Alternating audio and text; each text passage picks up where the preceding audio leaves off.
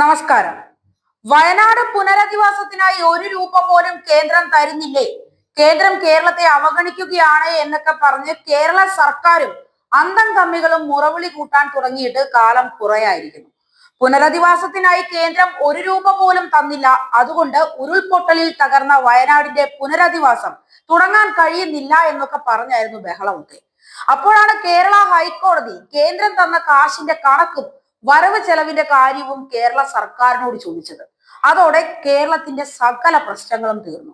അതിനുശേഷം കേന്ദ്രം കാശ് തരാത്ത കാര്യം കേൾക്കാനില്ലെന്ന് മാത്രമല്ല, വീട് നിർമ്മാണമടക്കം വയനാടിന്റെ പുനരധിവാസ പദ്ധതികൾ കടലാസിലെങ്കിലും കേരള സർക്കാർ തുടങ്ങി വെക്കുകയും ചെയ്തു.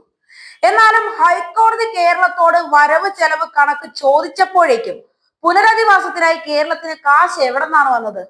അല്ല, കേരളത്തിന്റെ പ്രത്യേക പ്രതിനിധി ചോദിച്ചിട്ടോ വയനാടിന്റെ പുതു എം ആവശ്യപ്പെട്ടിട്ടോ പുതുതായി ഒരു രൂപ പോലും കേന്ദ്രം അധികമായി അനുവദിച്ചിട്ടില്ലല്ലോ. അപ്പൊ പിന്നെങ്ങനെ ഇല്ലാത്ത കാശ് പെട്ടെന്ന് കേരളത്തിന്റെ കയ്യിൽ വന്നു? ഈ കാശ് ആദ്യമേ കേരളത്തിന്റെ കയ്യിൽ ഉണ്ടായിരുന്നുവെങ്കിൽ പിന്നെ എന്തിനായിരുന്നു ഇത്രയും നാൾ വയനാട്ടിലെ പുനരധിവാസത്തിന് കേരള സർക്കാരിന് തടസ്സം? ഇനിയിപ്പോ ഹൈക്കോടതി ചോദിച്ചപ്പോഴാണ് കേരളത്തിന്റെ കയ്യിൽ പുനരധിവാസത്തിന് വേണ്ടി കേന്ദ്രമടക്കം തന്ന കാശുള്ള കാര്യം കേരള സർക്കാരിന് ഓർമ്മ വന്നത് എന്നാണ്. അങ്ങനെയാണെങ്കിൽ അത് അസുഖം വേറെയാണ്.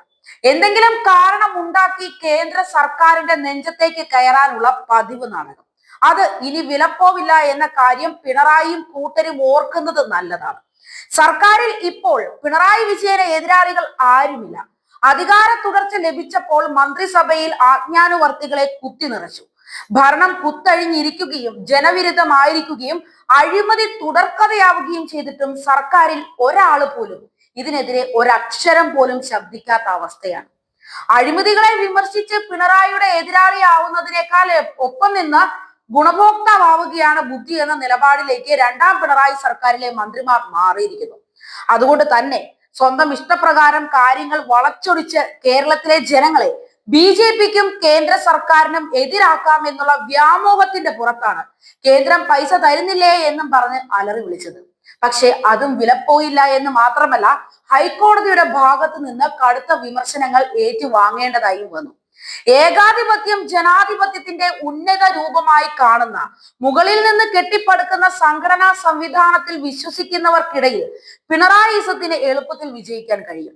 സോവിയറ്റ് യൂണിയൻ മോഡലും ചൈനീസ് മോഡലുമല്ല, ഉത്തര കൊറിയൻ മോഡലാണ് പിണറായി വിജയൻ കേരളത്തിൽ നടപ്പിലാക്കാൻ ശ്രമിച്ചുകൊണ്ടിരിക്കുന്നത്.